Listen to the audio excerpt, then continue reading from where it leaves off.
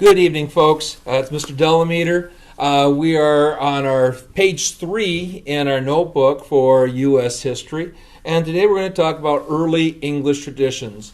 A little bit ago, you just took a pre-quiz, so we are checking out on these traditions. Remember, tradition is something that we do over and over again, and in the United States, think about it, we speak English.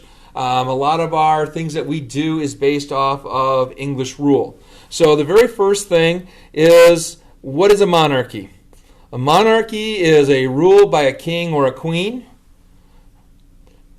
Understand that the power is gained by heredity, or family. So when the king dies, it goes to their son.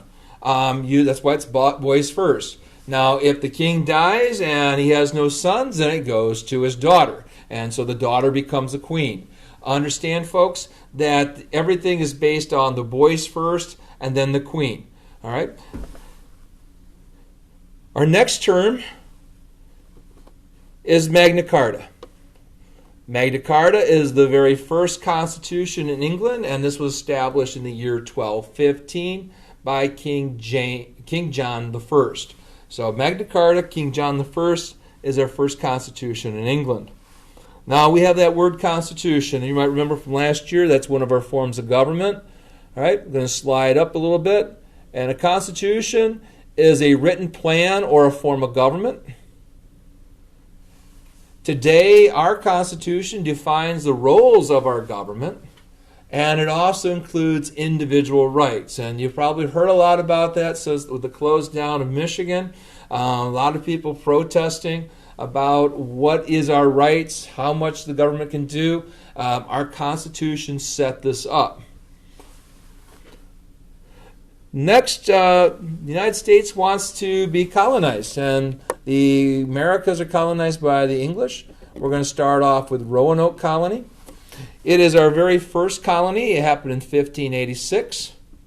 The problem is that we have a young lady named Virginia Dare. She is the very first child of English descent that is born in America.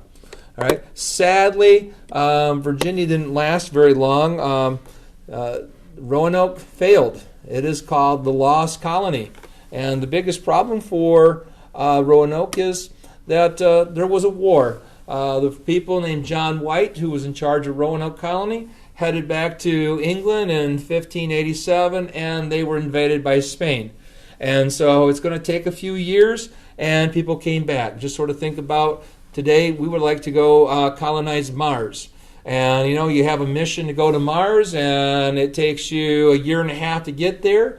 Then you have to resupply, and then you got to take another year and a half to get back there. So it might be 4 or 5 years before another group of settlers go back to Mars. And understand, if anything goes wrong, most likely the outcome is going to be death. So Roanoke Colony is 3,000 miles away from anybody, and they failed.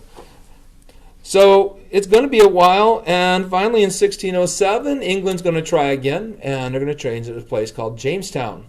Okay, named in honor of King James the First. Jamestown is our very first successful English colony. They started off with 104 male settlers. Big key thing here, they're all male. Okay.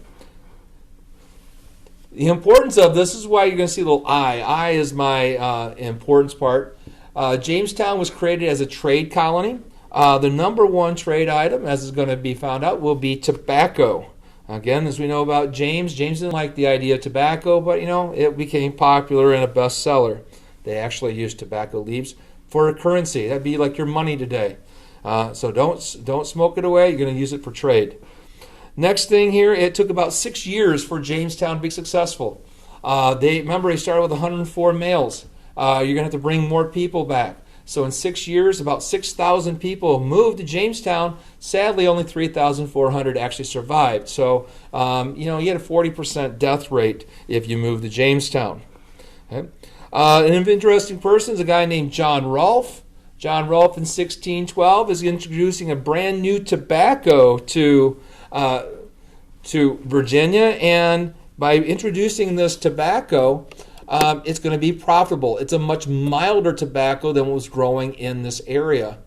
Later, John Rolfe, not John Smith in Pocahontas movies, but John Rolfe is going to marry a Powhatan princess by the name of Pocahontas.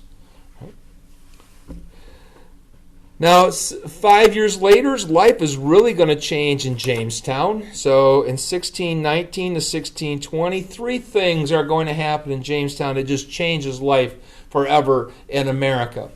The first thing is 100 single women are going to move to England. All right, we have a lot of men who are unmarried and they want to marry, so they marry ladies.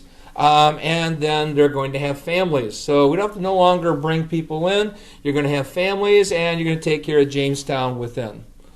The second thing that's going to happen is we're going to have 19 Africans coming in. They're indentured servants.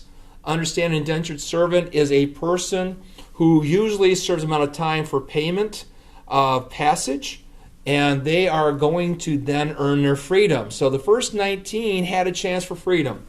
But sadly, in 1640, Jamestown, which is now the Virginia colony, legalizes slavery. So it doesn't take very long before we have legalized slavery here in America.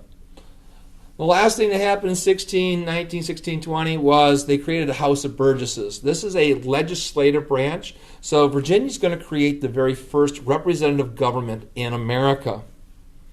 And, you know, if we think about it, pretty soon here in November, we are going to vote. We're going to vote for the president. We're going to vote for our senator. We're going to vote for our state representatives.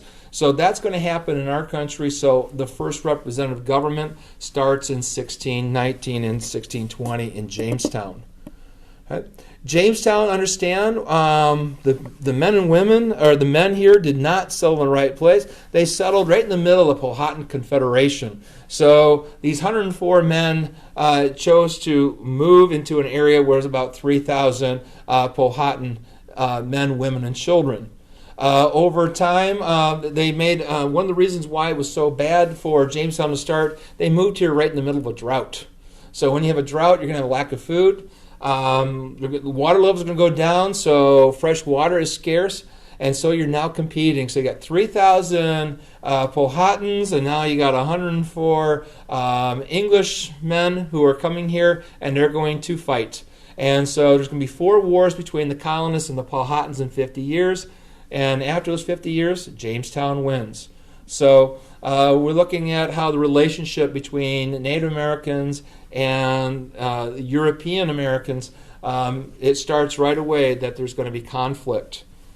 Right? Now, if you cannot finish all this on page 3, you're going to go to page 5 in your notebook. And if you did happen to get this all on page 3, we are going to page 5 now. On page 5, we're going to talk about our next group. We're going to talk about Plymouth. Plymouth Colony is our second successful English colony. Okay.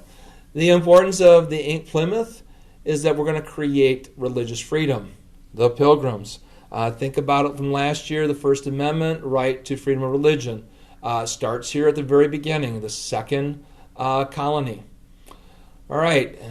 Now, because the men and women were sailing on a ship called the Mayflower, and they are nowhere where they're supposed to be, they were actually supposed to settle what is today around Maryland and the northern part of Virginia. They settled in Massachusetts.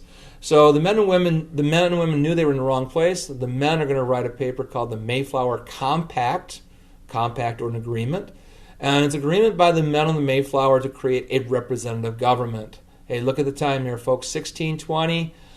This is the second colony within a year, representative government, just like Jamestown. Okay. Plymouth, the men and women came here during the early parts of winter, so they need some help. So there is a group called the Wampanoag.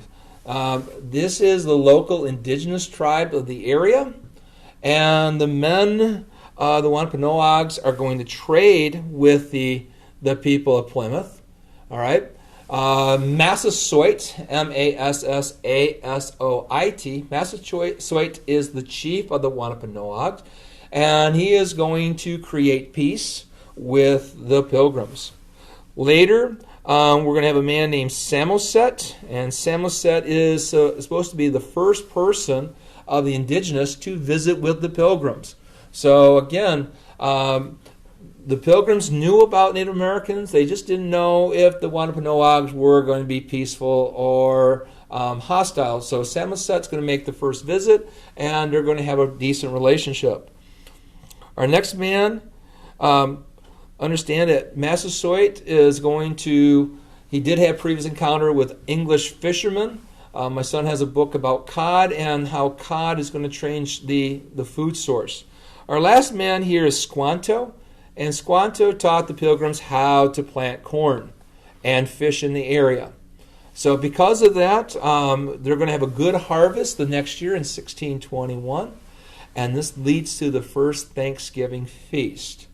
Okay, so pretty much the people, the Wampanoags and the Pilgrims, are going to live peacefully, but understand after about another 100 years, the Wampanoags are going to be basically wiped out of this area. So, relationships, long-term relationships between indigenous and the first Europeans coming here had tragic endings for the native people. Well, thank you very much. Please pause anywhere to take your notes. All right. Bye.